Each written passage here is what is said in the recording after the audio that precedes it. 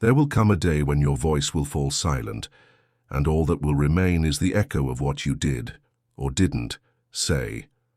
And often, it's the unsaid that haunts people the most.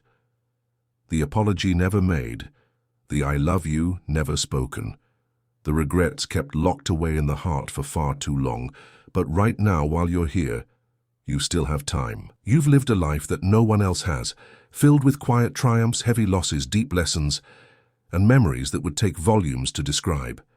You've weathered storms, you've adapted to change, you've seen generations rise behind you, and now, whether you're 60, 70 or 90, you've earned the right to speak your truth. This video isn't about dying, it's about living fully while you still can. It's about connection, about honesty, about love and legacy. There are 8 conversations that matter more than almost anything else you could leave behind. And yet, most people never have them, out of fear or discomfort, or simply because no one told them they mattered this much, but they do. And today we begin. Number 1. The conversation about regret and forgiveness. Freeing your heart before it's too late. Let's begin with the heaviest, and often the most avoided, conversation of all. Regret and forgiveness. Everyone over 60 has a few ghosts in their closet. A harsh word they wish they could take back. A moment when pride got in the way.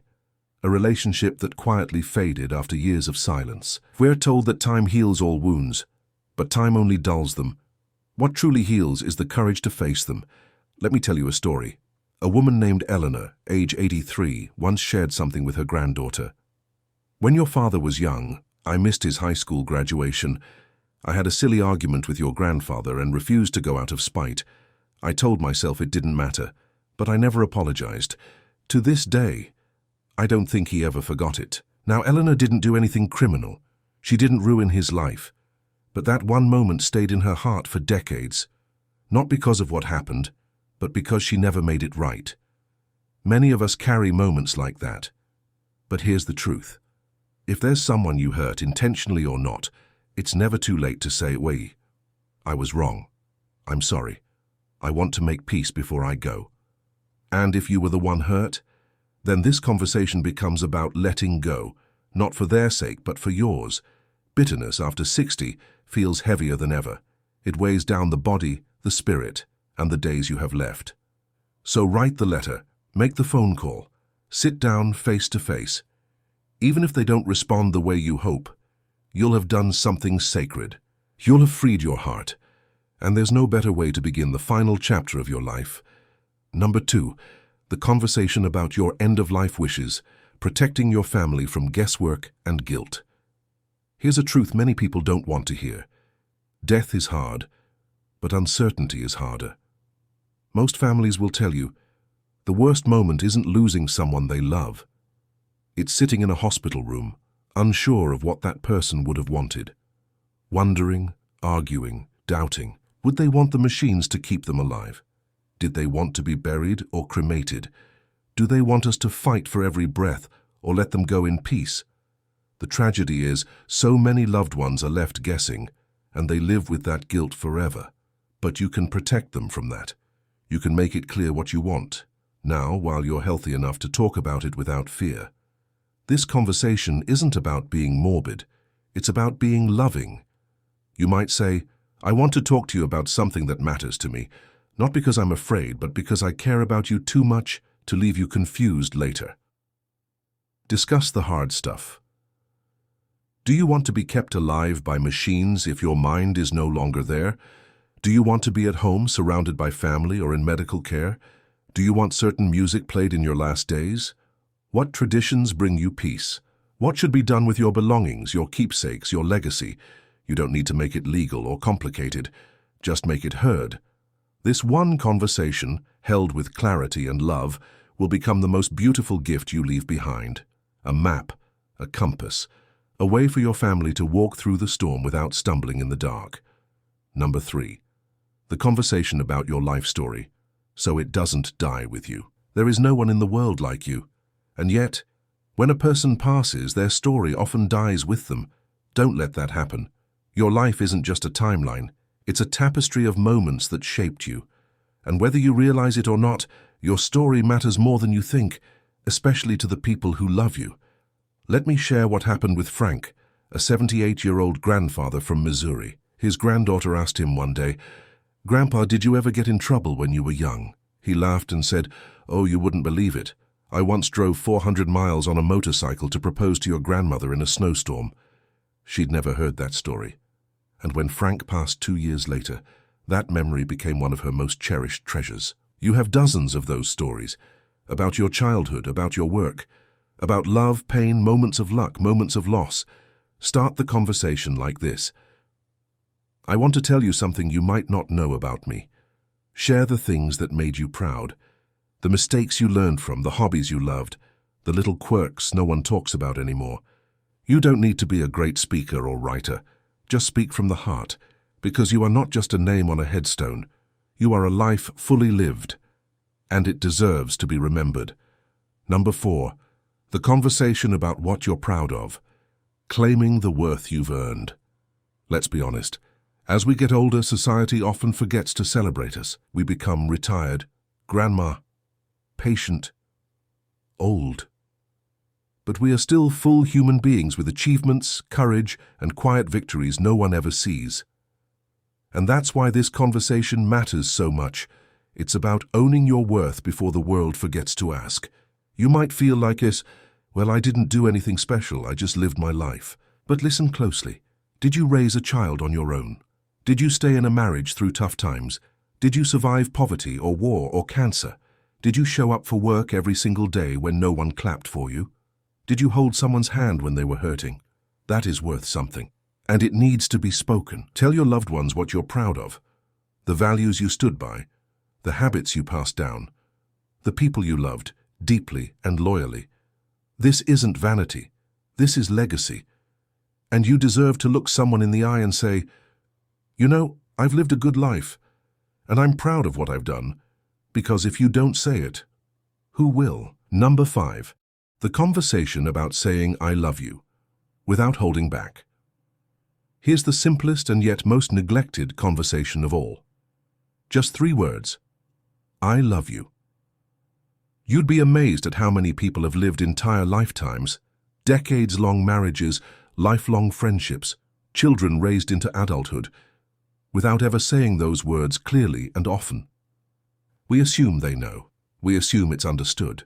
But assumptions don't hold up in grief. Only words do. Say it, and say it often. To your spouse, even after 40 years. To your children, especially if you were tough on them growing up. To your friends, your caregivers, your family, anyone who made your life better. Don't wait for the right moment. Make now the right moment. Look them in the eye and say, "Before anything happens, I want you to know this. I love you, I'm grateful for you. You've made my life better." Because when you're gone, those words will echo in their hearts. They'll play them over and over again when they miss you most. And that is a final gift no money, no inheritance, no letter can ever match. Number 6, the conversation about what you want people to remember you for. Legacy isn't what you leave behind in your bank account. It's what you leave behind in people's hearts.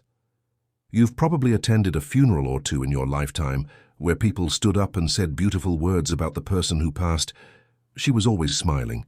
He'd give you the shirt off his back. They never gave up on anyone. But let me ask you this. What do you want them to say about you? What matters most to you, not just now, but when you're no longer here to speak for yourself? This is the conversation about your legacy, and it is one of the most powerful you'll ever have. Not everyone leaves behind books or buildings or foundations, but everyone leaves behind a feeling. Do you want to be remembered for your kindness, for your honesty, for the way you made people feel safe, valued, or understood, for how you showed up, not just when it was easy, but when it was hard? Maybe it's how you made pancakes every Sunday morning for the grandkids. Maybe it's how you never missed a single soccer game or school play. Maybe it's how you always had a story, a joke, or a warm plate ready for anyone who needed it. You might say to a loved one, "When I'm gone, I hope people remember me. That's what I try to live by." And here's the gift. When you say it out loud, you're not just defining your legacy, you're living it. You're setting an example for your children and grandchildren to carry forward, Let them hear the values you stood by.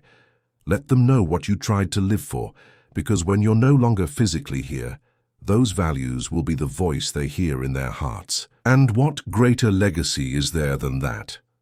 Number 7. The conversation about special messages and unspoken truths. Some words are too sacred for everyday conversation, but too important to die with. There are always things left unsaid. Some of them are beautiful, words we didn't know how to say in the moment. Others are painful, truths we were too afraid to speak. And many are somewhere in between. This conversation is where you open your heart and say what you've always wanted to say but never found the time, the strength, or the right moment. You were the best thing that ever happened to me. I wish I'd been a better parent, but I loved you more than you'll ever know. I never said it enough, but I was proud of you every single day. There's a part of my life I've never shared with anyone, and I want you to hear it from me. These are the kinds of messages that change people's lives. They answer the questions no one dared to ask. They bring peace where there was confusion, healing where there was pain. You may want to do this in writing, or maybe in a quiet one-on-one talk. You might even record a voice note or a video for your loved one to have one day. But the key is this: don't let fear steal the final word. Many children carry wounds well into adulthood, not because their parents didn't love them, but because they didn't say it. Many spouses carry doubt, not because their partner didn't care, but because they never opened up about the pain, the fear, or the pride they held inside.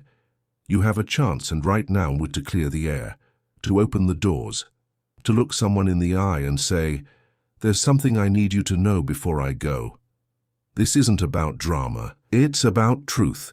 And truth, when spoken with love, is one of the most sacred gifts we can ever give. Number 8. The conversation about letting go and giving permission to live fully after you're gone. The final act of love is letting them know they don't have to grieve forever. One of the hardest things for the people we leave behind is moving on, and often what they need most is permission to keep living without guilt. This last conversation is about reassurance. It's about saying the words that people cling to when they feel lost without you. Let's imagine you've passed, and your son is sitting in his car alone, crying, wondering, "What would Dad say to me right now?" Or your daughter is holding a picture of you, feeling like she's betraying your memory by laughing at something again. This conversation, if spoken now, becomes the anchor in their storm. Tell them, "When I'm gone, I want you to live, really live. Laugh, travel, love, make mistakes, and forgive yourself. Don't let grief trap you. I'll be with you in your memories, in your heart, not in your sadness." Let them know it's okay to be happy again, to celebrate holidays, to love new people, to move forward without letting go of you completely. Say, "I will never truly leave you, but I don't want my absence to be a weight. I want it to be a blessing, something that gives you strength, not sorrow." It might feel strange to say this now, but believe me, it will be one of the most important things they ever hear from you, because when grief threatens to overwhelm them, they'll remember your permission to live. And that kind of love, it lasts far beyond a lifetime. Closing message. A final gift of connection. If you've made it this far, then you already know this wasn't just a list of conversations. It was a journey, your journey, toward healing, clarity, and connection. And it's not too late.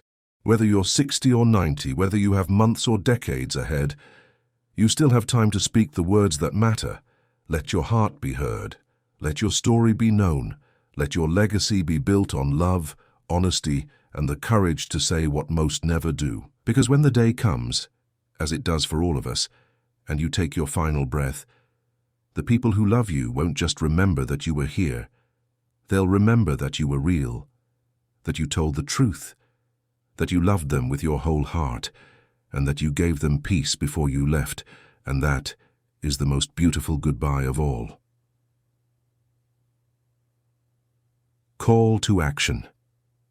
Gentle, heartfelt. If this video touched your heart, we invite you to take one small step that could help others too. Click like if you believe these conversations are worth having. Leave a comment sharing which conversation resonated with you most, or one you plan to have. And don't forget to subscribe to Dream Flare, where we share gentle guidance, emotional support, and heartfelt wisdom for life's most important moments. From our heart to yours. Thank you for being here. You matter more than you know.